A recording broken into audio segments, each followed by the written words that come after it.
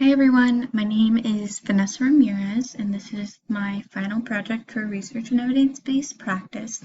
Today we will be talking about the benefits of alternative medicines compared to the use of antidepressants. So the clinical issue we will be discussing today is in young adults, what is the effect of antidepressants compared with alternative therapies in young adults who experience anxiety and depression? So you might be asking yourself, what is alternative medicine? This is usually abbreviated as CAM, in the medical field, which means complementary and alternative medicines. According to the National Library of Medicine, alternative medicine is a broad term for encompassing a variety of medical modalities. This means alternative medicine can be a wide range of things other than medications. So, for example, yoga, meditation, acupuncture, drinking green tea, vitamins, herbal supplements, those are all forms of alternative medicine. Why would alternative medicine be a great alternative to antidepressants? This is because alternative medicines focus on the energy of life. It focuses more on yourself and your mind. Like your mind, body, and soul are all connected. And antidepressants, they have extremely bad side effects. And it's usually the first treatment form physicians prescribe.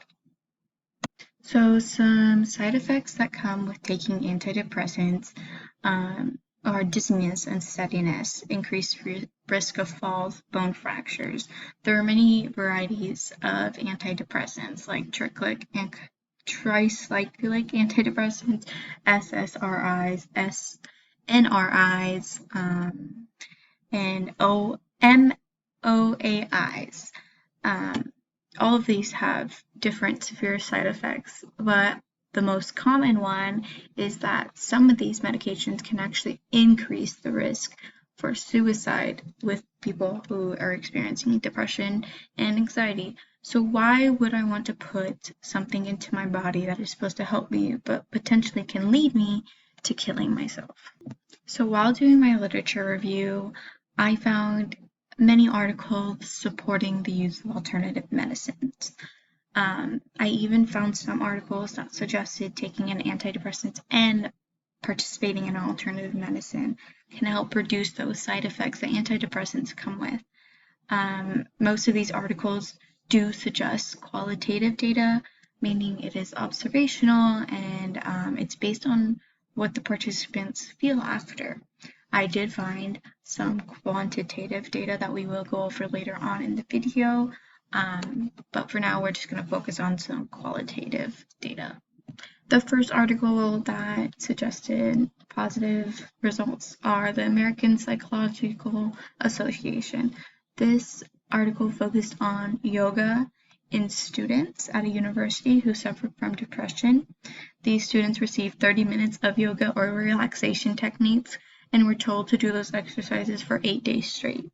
The results showed that this technique was equally effective at reducing symptoms. 2 months later, the participants in the yoga group had significantly lower scores for depression, anxiety, and stress in the relaxation group.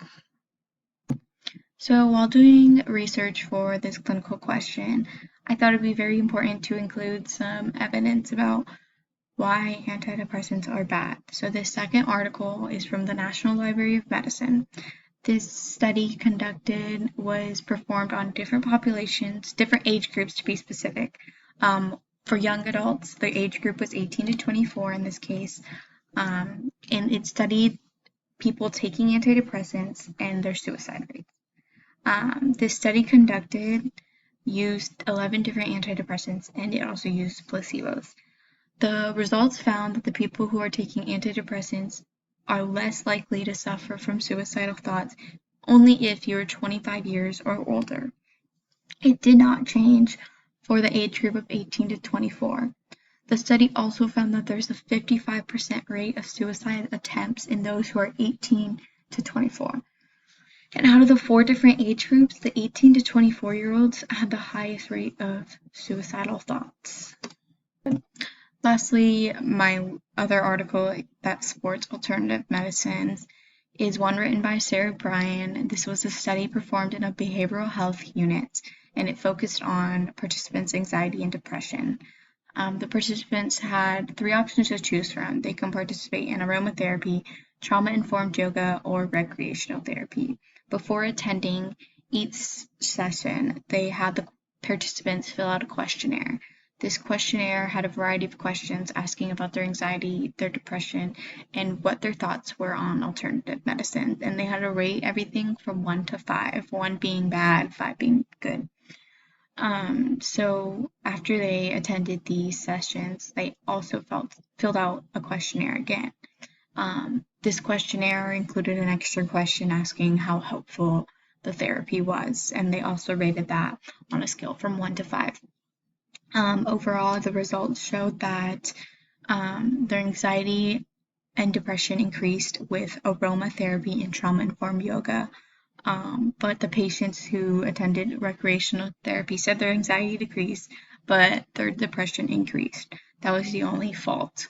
But the results showed that all the therapies' helpfulness proved to be more effective than what the patients had originally thought. I think this is an important thing to implement into areas of mental health, specifically young adults. I think my main goal is so that physicians will start implementing alternative therapies as a first line of treatment instead of antidepressants. I think a great nursing theory that can be correlated to this issue is a patient-centered approach to nursing. Dr. Faye Abdallah was a patient-centered approach theorist, and her theory was created in the 1940s to help with nursing education, and it's intended to guide care. When it comes to depression and anxiety, everyone's experiences are different, and I feel it's very hard to find an antidepressant that is suited for you. You have to go through a lot of medications and experience a lot of the side effects until you can find which one works best for you. And instead of doing that, using Faye Abdallah's patient-centered approach, it can help to identify the patient's problem and individualize care. She created a 10-step plan to develop treatment, and the first one is to learn to know the patient. That is very important. Understand what they're dealing with. Sort out relevant and significant data. Make generalizations about available data. Identify the therapeutic plan. Test generalizations with the patient. Validate the patient's conclusions about the nursing program problems. Continue to observe and evaluate the patient. Explore the patient and their family's reactions to the treatment plan and involve them in the plan. Identify how the nurses feel about the patient's nursing program problems, and discuss and develop a comprehensive nursing plan. This also includes the patient in their care plan. That means you can suggest antidepressants, but maybe they get a say, and maybe we're like, let's try an alternative therapy.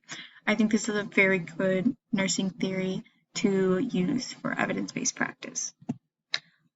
Ethical considerations for this implementation of medicine, I think the biggest one is just going to be religious aspects. So if someone doesn't believe in a certain treatment, you obviously cannot try and force it on them.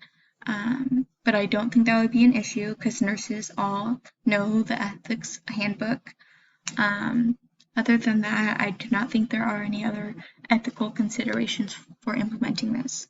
How will I evaluate outcomes from this project?